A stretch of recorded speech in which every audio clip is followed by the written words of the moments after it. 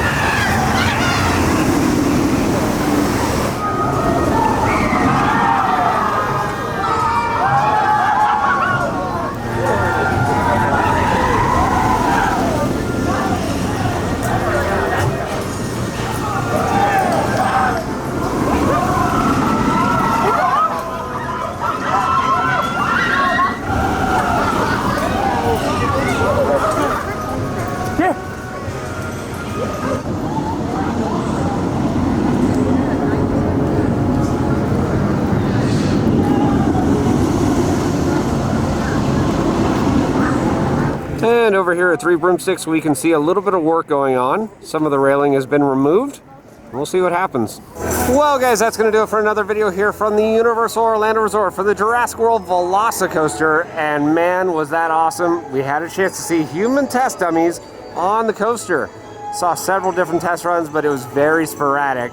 And hopefully, we're going to have more testing coming up with different trains, lighting, and more. So if you like what we do, follow us on Instagram, Facebook, YouTube, and Twitter at Midway Mayhem, and I will see you out on the Midway.